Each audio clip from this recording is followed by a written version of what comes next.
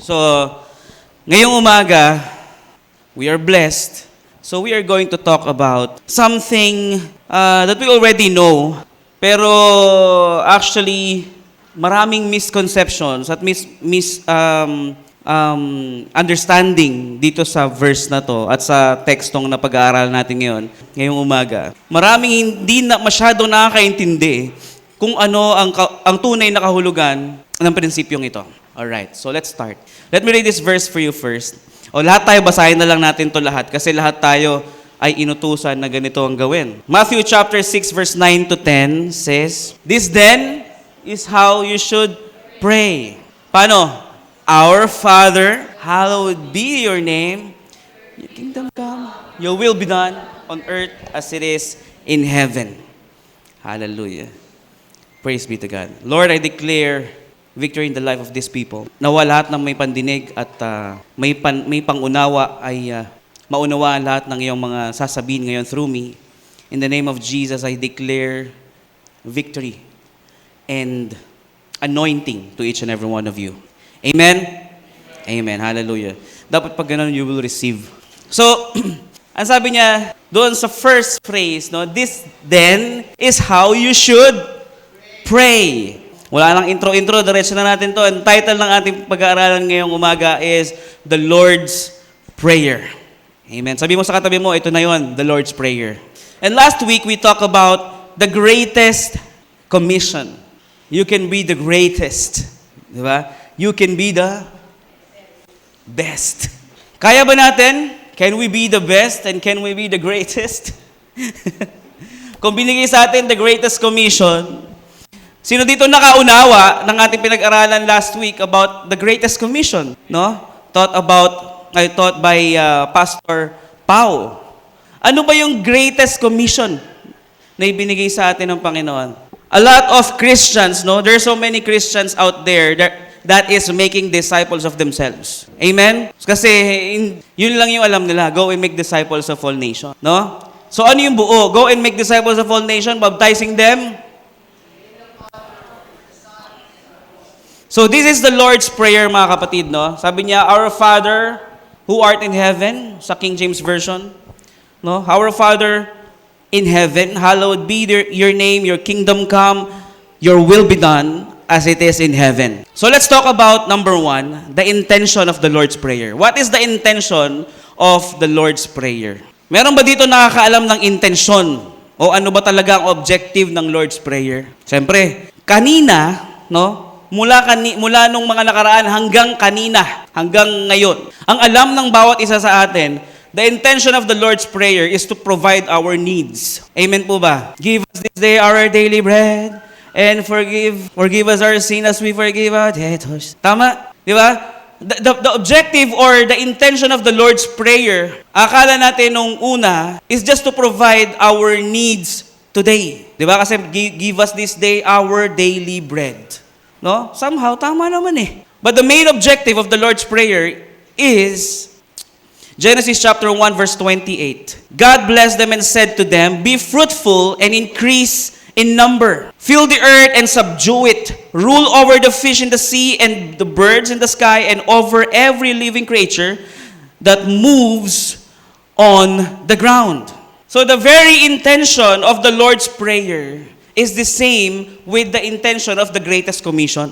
So the intention of the Greatest Commission is essentially the same as the intention of the second and third petitions of the Lord's Prayer, no? And the creation mandate. And creation mandate is Genesis chapter 1 verse 28, no? Naintindihan natin? So that is the intention of the Lord's Prayer. Hindi lang po ito basta for ourselves, but to extend the heavenly kingdom here on earth. Naintindihan po natin? Anong sabi? Anong una niyang sinabi, this is how we should pray? Balikan mo nga yung unang verse natin. O, sabi niya, this is how you should pray. Our Father in heaven, hallowed be your name. Thy kingdom come, or your kingdom come, your will be done on earth as it is in heaven. Ibig sabihin, kung ano ang kalooban ng Diyos sa langit, siya ring matupad dito sa lupa. None of our self-interest or self-desires ang matutupad dito sa lupa dapat. Dapat kung ano ang kalooban ng Diyos sa langit, siya ang matupad dito sa lupa. Hello? Amen po ba? Mamaya malalaman natin kung gaano tayo ka-powerful, no? Alright. So malinaw sa bawat isa, malinaw po ba? That the intention of the Lord's Prayer is not merely for ourselves, but for the will of the Father mangyari dito sa lupa. Same as the intention of the Greatest Commission. What is the intention of the Greatest Commission? To make disciples of all nations, baptizing them in the name of the Father, Son, and the Holy Spirit. Paano natin nasabi that the intention of this Lord's Prayer is the same as the intention of the Greatest Commission? Paano natin nasabi? Ang layo nung salita. Di ba? Your kingdom come on earth as it is in heaven. Your will be done on earth as it is in heaven. His will is to save everyone. Amen po ba? Will ba ng Diyos yun? Will ng Diyos yan. Amen? He wants to save the mankind. Kaya nga nagkaroon tayo ng sacrifice, which is Jesus Christ. Amen? So the will of God is to make disciples of all nations, baptizing them in the name of the Father, Son, and Holy Spirit. And out of that will, nagagawa natin yon. Nagagawa natin mag-disciple ng ibang tao for the Lord. Kasi anong sabi niya? Love your neighbor as you love yourself. Kaya natin nagagawa mag-disciple ng iba kasi we love them as we love ourselves. You accepted Christ as your personal Savior and Lord kasi you love yourself. Hindi mo tatanggapin ang Panginoong Kristo kung wala kang pakialam sa sarili mo. Tama ba mali? So kaya mo siya tinanggap kasi alam mong meron magandang may dudulot ito sa buhay mo at alam mo maliligtas ka kasi mahal mo sarili mo. So the will of the Father is what? Love your neighbor as you love yourself. That is His command. Amen? Now, nung sinabi niya yung greatest commission, go and make disciples of all nations, baptizing them in the name of the Father and the Son and the Holy Spirit, kasi meron na siyang binigay na command that love your neighbor as you love yourself. And before that, anong sabi niya pa doon sa unang-una, love your God with all your heart, all your mind, and with all your soul. So nung binigay niya ba sa atin o doon sa mga disipulo niya na hanggang umabot sa atin yung greatest commission that make disciples of all nation, ginagawa mo yon because what? First, you love Him. That's why you are obeying Him. Second, you love your neighbor. That's why you want to share God to them. Now, so sabi ko kanina, one of the intentions is to expand the heavenly kingdom here on earth. No? So pag-usapan natin yung number 2. 3 puntos lang po ito mga kapatid. 3 lang. Nasa number 2 na tayo. Number 2 is expanding the kingdom of heaven on earth. Matthew chapter 6 verse 9 to 14. Ang sabi, your kingdom come, your will be done on earth as it is in heaven. No?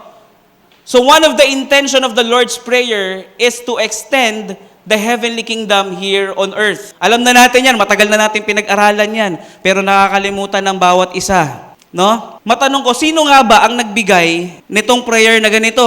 Jesus.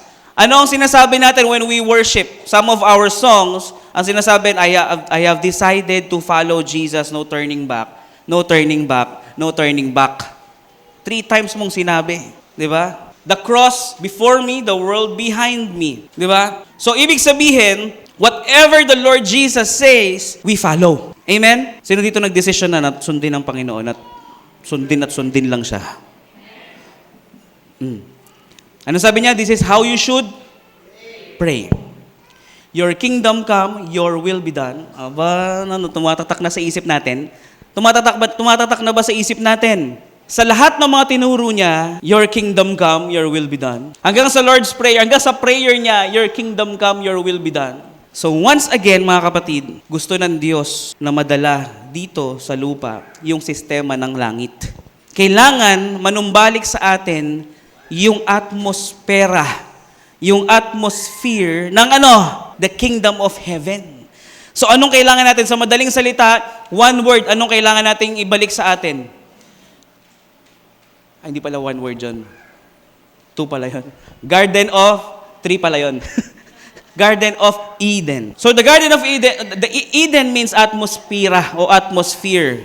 No? So kailangan manumbalik sa atin yung atmosphere at most fear to God para magawa natin yung kanyang kalooban. Para manumbalik sa atin yung system. Pambira mga kapatid, tignan nyo mabuti.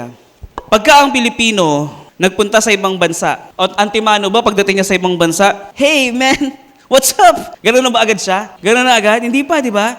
Siyempre pagdating sa pagtungtong niyan sa ibang bansa, ang dala-dala niyang atmosphere ay sarili niyang bansa. Hi, good morning po. May po pa yan kahit nakikipag-usap sa matatanda. Yung kultura pa rin o yung atmosphere pa rin ng Pilipino, yung dala-dala niya na laging may po at opo. Nakakuha po ba natin? So pagka ang bansa ay sinakop ng isa pang bansa, ang dala-dala ng sumakop ay ang atmosfera ng bansa nila. So mawawala na yung culture or yung system ng bansang nasakop at ang matutupad na ay ang bansang sumakop. Ang sistema ng bansang sumakop. Ang tanong, pagka tayo ba ay tumanggap sa Panginoon, nagpapasakop ba tayo sa Kanya? Madaling sabihin yes, pero mahirap ipakitang yes. Di ba? We are all guilty of that. No? Madalas at wag naman masyadong madalas. Di ba? Sometimes we tend to go out from the system of the King. Nakuha natin? So, anong nangyari? Tinanggap mo nga si Jesus Christ, pero hindi ka nagpasakop. Hindi tayo nagpapasakop. Kaya hindi na-extend yung heavenly kingdom dito sa lupa kasi tinanggap lang natin ng Panginoong Jesucristo by lips and not by heart. Tinanggap natin si Jesus, pero hindi natin tinanggap yung system na dala-dala niya. Hello? So, walang extension ng heavenly kingdom dito sa lupa. Tuloy natin yung binabasa natin kanina. Verse 11, sabi niya, give us today our daily bread. Give us today our daily bread. When you are in the house of your parents, you are called di ba? You are called dependent. Pag nasa loob ka ng bahay ng iyong magulang, anong ginagawa mo? Nung anak ka pa. Nung ikaw ay nasa loob ng bahay ng iyong magulang, ang tawag sa iyo ay anak, ang tawag dun sa nanay mo, di ba? King. So nung nandun ako nakatira sa kanila, kahit na meron ako mga nakukuhang pera, I still depend on them. Anong pagkain natin today? Hindi ako magsasabi na hindi ako mape-pressure. Kasi nandun ako sa loob ng bahay ng nanay at ng ama ko. Not unless ikaw yung nagpo-provide sa pamilya nyo, yung parents mo yung dependent sa'yo. Diba? Vice versa. Pero kung ano man ang setup natin sa bahay natin, meron sa bahay na dependent. Tama po ba? Yung dumidepende doon sa provider. Diba, no? Kung ikaw ay dumidepende doon sa loob ng bahay nyo, doon sa provider nyo, ano sasabihin mo lagi? Anak, anong pagkain natin ngayon? Kain na tayo. You are asking for food. You are asking for your daily bread. So kung nagpapasakop tayo sa ating Panginoon, ang magiging attitude natin, Lord, give us this day our daily bread. You are dependent to God. You are not doing everything based only on your own understanding. Kasi you are truly dependent to God. Yung isang mayaman, sabi niya, nung bata ako, gusto ko maging rich. Nung tumanda na ako at naging rich ako, I figured out that being rich is a scam. Nung naging mayaman siya, sabi niya, I figured out that being rich is a scam. Nakabili ako ng Lamborghini worth $800,000, but it gives me knee pain. So nakabili siya ng bahay na napakalaki, worth $1 million, but it gives him anxiety. Kasi hindi siya makatulog, wala siyang peace of mind. Laki ng bahay niya, baka anong mangyari, di ba? No? Nakuha natin. Nung na-figure out niya that being rich is a scam, sabi niya lang to hindi ako nagsabi nito, panoorin niyo sa Facebook. Sabi niya, ang nagpaligaya daw sa kanya is to provide for his loved one. Bumili ng gamot ng tatay niya na may sakit, no? Magbigay doon sa mga kapatid niya na nangangailangan, sa mga taong nangangailangan. Yun yung nagpasaya sa kanya. At yun ang nagbigay sa kanya ng motivation to work hard. Hallelujah. Ano connection doon sa daily bread? Anong connection doon sa daily bread? Give us this day our daily bread. May nakuha kayo? May natutunan ba kayo? Si Lord, tinuruan tayo maging dependent sa Kanya. You can just imagine, if you can stand on your own at kaya mo nang bilhin lahat ng gusto mo, you will not dependent to Him. Nakuha natin? Hindi ka na magsasabi sa Kanya ng lahat ng decision mo. You will not ask Him anymore for any of your decisions, di ba? Hindi mo na sasabihin sa Kanya lahat ng mga problema mo kasi you have your own status, di ba? May magandang estado mo sa buhay. So ang Diyos, tinuruan tayo maging dependent sa Kanya. Wala namang sinasabi dito na huwag ka nang magpursige at huwag ka nang mag-ipon, huwag ka nang mag-save, at huwag ka nang mag-invest. Wala namang sinasabing ganun. Ang sinasabi ng Panginoon, by saying, this is how you should pray, no? Give us this day our daily bread, is to be dependent to Him always. Nang sa ganon, if you are dependent to Him, you will do His will and His intention. Nung ako ay nakatira sa bahay ng aking ama at ng aking ina, dahil sa kanila ako nakadepende at sa aking ina, lahat ng sabihin nila, minsan hanggang ngayon, lahat ng sabihin nila, yun ang aking ginagawa. Hello? Walang sariling kalooban, minsan lang, pero mas madalas yung kalooban nila ang siyang nasusunod. Bakit? Sa loob ng bahay, mga kapatid. Hello? Kasi doon ako nakatira sa kanila. I'm depending on them. Pagka hindi ko sinunod ang gusto nila, walang foods, walang provision. Laki, punta ka sa ganito, ay, sus, ayaw. Meron akong gagawin mas mahalaga. Tapos pupunta ako sa kanya, pera. Kapal mukha mo, pinuutusan kita pumunta doon sa ganito, ayaw mo sumunod, tapos ngayon hihingi ka ng pera. Relate? Nakaka-relate? Nakaka-relate yan. Di ba? Yung relasyon natin sa Panginoon. Amen? Yung relasyon natin sa Panginoon, ganun din. Dati, nagpapasakop tayo, pero nung medyo umaangat-angat na tayo sa buhay, nawawala na yung pagpapasakop natin sa Panginoon. Tapos pag may kailangan tayo, lalapit tayo sa Kanya, Lord, pera. So the extension of the heavenly kingdom here on earth is napakalawak. God is teaching us to be dependent to Him, and also He is teaching us to forgive others as He forgave our sins. Nakuha natin? So God is teaching us to forgive others as He forgave our sins. Tingnan niyo mabuti, He forgave us because that is the principle of heaven. So to extend the heavenly kingdom here on earth, we need to forgive also as well sa mga nagkasala sa atin. If we don't know how to forgive, we are blocking the extension of heavenly kingdom here on earth. So hindi mo pwedeng sabihin that you are practicing the heavenly kingdom here on earth, you are extending the heavenly kingdom here on earth without forgiving your neighbors. That's why sabi niya, love your neighbor as you love yourself. Amen? Tinuruan niya tayo maging dependent sa Kanya, no?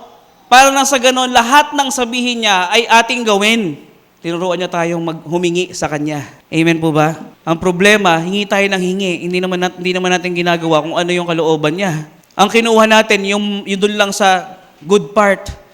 Kasi gusto natin yung, let's skip to the good part.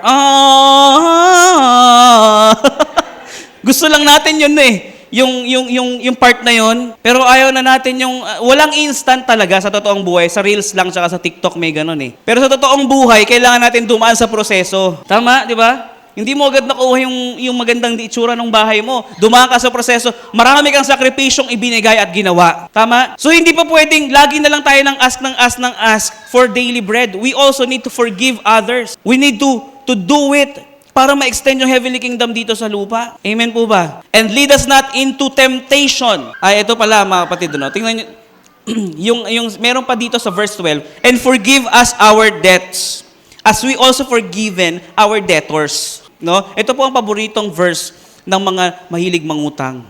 Meron siyang meron siyang panlaban.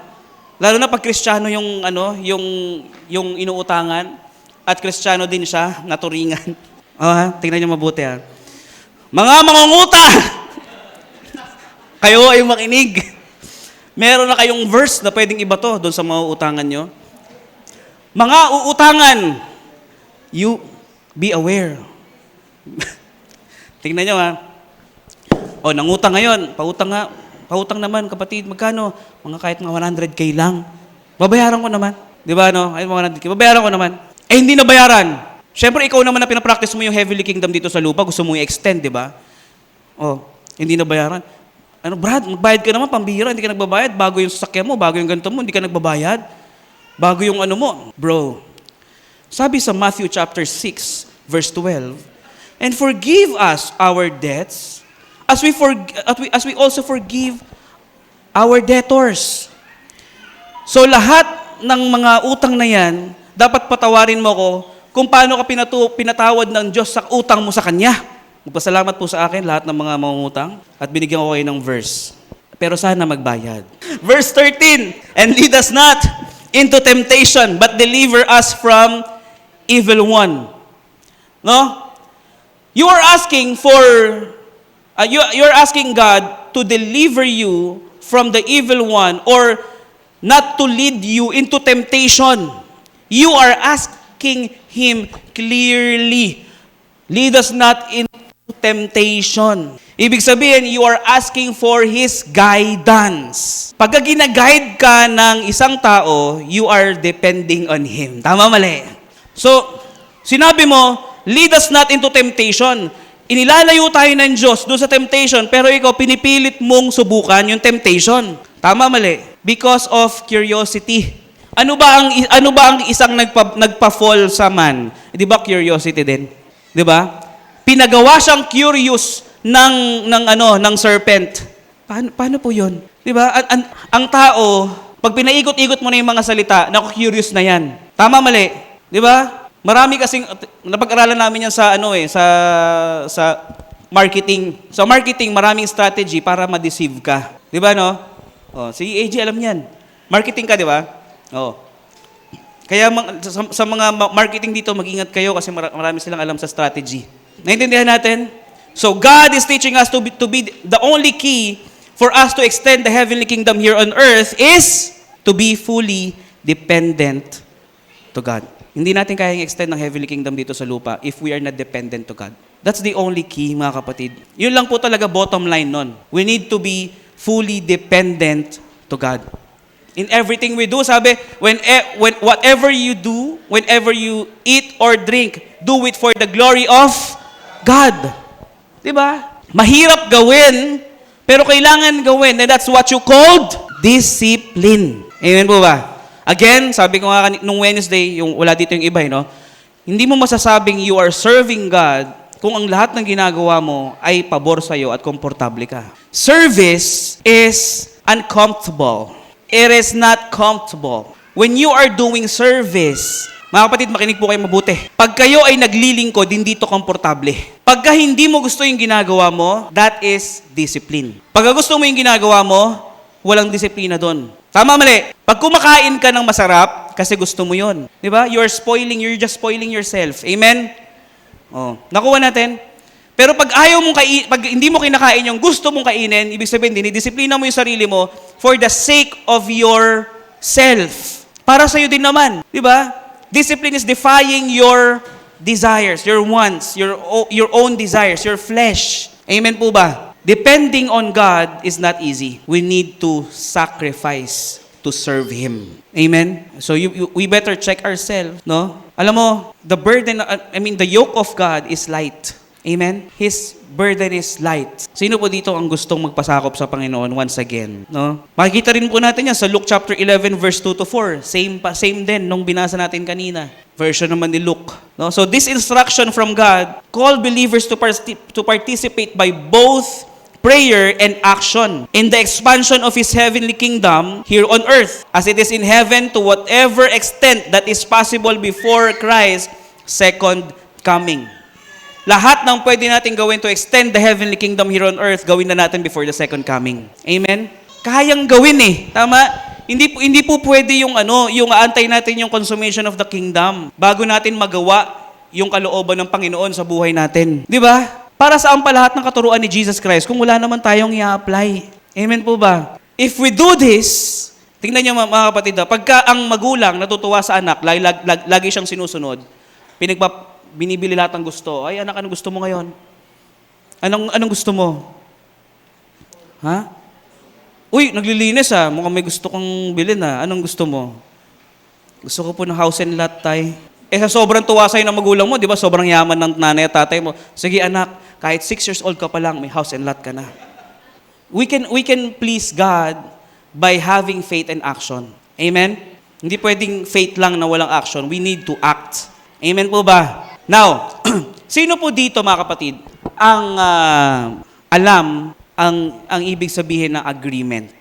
So kung alam niyo yung agreement, that is our number 3. In this Lord's Prayer, we have an important agreement. Wow. Pag sinabi mong important, Yon ay mahalaga, importante, kinakailangan. Amen po ba? Important agreement. Sabi mo nga sa tabi mo, we have an important agreement. O sabi mo sa kabila, we have an important agreement. Sa likod, sabi mo, we have an important agreement. Yan. Sa harap, sabi mo din, we have an important agreement. Yan. So, walang na-miss. Walang na-miss, no? So, lahat tayo ay merong importanteng agreement. Gaano po kahalaga ang agreement? Pag halimbawa tayo ay dumadaan sa isang transaksyon, napakahalaga ng agreement. Tama po? Pagka tayo ay naglo-loan, merong terms and agreement. Terms of agreement. Tama ba? Tama ba yun? Terms of agreement. Yan. So, merong agreement na nagaganap. Matthew chapter 28, verse 18 to 20. Then Jesus came to them and said, all authority in heaven and on earth has been given to me. Therefore, go! Tingnan nyo mabuti yung first phrase natin, no? Yung verse na yon. Tingnan mo yung 18. Then Jesus came to them and said, all authority, gahano kahalaga ang authority. Pag meron kang inaayos na bagay, halimbawa sa isang agency, at hindi nakapangalan sa'yo yung papers na inasikaso mo, hindi mo ma-access yan. Wala kang makukuha kahit ano. Wala kang mapapala dahil wala kang authority. So, ang hinihingi ay SPA. Okay? SPA. Ano yun? Special Power of Attorney. Or, ano pa, yung isa pa na kahit hindi attorney gumawa, authorization letter. No? So, mahalaga po mga kapatid na merong authorization. Kanino binigay yung lahat ng authorization? Kay Jesus. Okay? All authority in heaven and on earth has been given to me. May binigay sa atin? Sino muna unang binigyan? Jesus muna. Okay? So ako, na merong legal authority, ay binibigyan kayo ng authority or commission to make disciples of all nation. O tuloy natin yung verse. 19, sabi, therefore go and make disciples of all nations, baptizing them in the name of the Father, Son, and the Holy Spirit, and teaching them to obey everything I have commanded you. And surely I am with you always to the very end of age. Sabi niya, truly I am with you always up to the very end of the age. Ibig sabihin, dito, sa gagawin pa rin natin, making disciples of all nations, no? Dependent pa rin tayo sa Panginoon. Kasama pa rin niya tayo. Kasama pa rin natin siya. Amen po ba? Wow. Hallelujah. Luke chapter 11 verse 1. One day, Jesus was praying in a certain place. Tingnan niyo mabuti ha. Ito na yung agreement. Dito na mangyaring agreement, no? When he finished, one of his disciples said to him, Lord, teach us to pray just as John taught his disciple. Merong nagtanong, merong nag-ask. At syempre, meron ding sasagot. So, doon na mabubuo yung agreement. Amen po ba? So, parang may buyer, may vendor, may vendee. Parang ganon, tama? So, doon sa loob ng agreement, nakatala lahat. Ibig sabihin, mga kapatid, not anyone can pray the Lord's Prayer with understanding and sincerity. Hindi lahat na nagdadasal ng Lord's Prayer ay merong understanding at sincerity. Hindi mo kailangan ulit-ulitin yung same format ng prayer, yung same words doon sa Bible, kung wala naman sa puso mo at sa isip mo at hindi mo naman naiintindihan kung ano talagang ibig sabihin. Sino po dito nakakaintindi na nito nung una pa lang, nung binabasa niya pa lang? O nung nire-recite niya pa lang, nung siya ay nananalangin, nung kumpil? Di ba nire-recite mo lang without understanding? Diba? So, not anyone can pray the Lord's Prayer with understanding. No? So, we deny that anyone can pray the Lord's Prayer with understanding or sincerity without desiring that increasing number of individuals. No? Private groups and civil state should grow in obedience to the will of God the Father. No? Hindi pwedeng you are stating or you're praying the Lord's Prayer without desiring na mag-grow ang bawat isa. No? Ano yung sabi niya doon sa verse 20? Oh, and teaching them to obey everything I have commanded you. Amen? So without understanding this, hindi ka basta pwede pray ng Lord's Prayer without understanding it. Walang bilang. No? So yung intention po ng Lord's Prayer is actually connected, is the same with the intention of the Greatest Commission. Amen po ba? Naintindihan po natin? So, hindi lahat may pwedeng mag-pray na may understanding. Agreement should go first. Okay? So Christians need to agree in advance to what extent Christ's kingdom will be operational on earth prior to His second coming before they can work together humbly and productively. Amen po ba? So, anong sabi ni Jesus nung doon sa unang verse na binasa natin? This is how you should pray. Amen? That is the agreement. This is how you should pray. Amen? Wala po sinabing you may, di ba, nagtanong si no? Walang sinabi na you may pray like this. That is optional. Pero pag sinabi niyang you should pray like this, that is a must. Amen po ba? Acts chapter 1 verse 7 to 8, and we will close in this. He said to them, "It is not for you to know the times or dates the Father has set by His own authority, but you will receive power when the Holy Spirit comes on you, and you will be my witness in Jerusalem and in all Judea and Samaria and to the ends of the earth." No? We will receive, this is the promise of Jesus to us, mga kapatid, no? From the time of the disciples, you will receive power. You will receive the power from the Holy Spirit. Hello? Ano sabi kanina? I see you move the mountain. Some of us, maaring hindi pa natin nakitang mag-move ang Panginoon, but we've heard a lot. No? Kung pwede lang sana idagdag yun, I've heard you move. Kasi yung iba, hindi sila aware sa movement ng Panginoon eh. No? So, this is the Lord's Prayer, mga kapatid. We can only do the disciple-making, we can only disciple of all nations if we will receive the power of the Holy Spirit. The same power that conquers the grave lives in us. We've seen God move, no? He moves the mountain. Alam natin at dapat maniwala tayo that He will do it again. Again and again. Why? Kasi we're asking for our daily bread. Amen? If you want to see God move every day in your life, be dependent to Him. Amen? Maliwanag po? May natutunan po ba bawat isa? Hallelujah. Maaari pong tayong lahat ay tumayo at tayo ay manalangin. Hallelujah. Father God in heaven, I lift you up, this people, lahat ng anak mo na nandito ngayon, O Diyos. Alam mo po ang hangarin ng aming mga puso. Thank you for reminding us of this prayer, of your prayer na tinuro sa amin, O God. Lord, truly, we need to depend on you.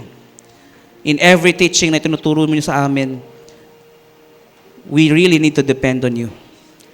This is our prayer, Lord, in the name of Jesus we pray. Amen.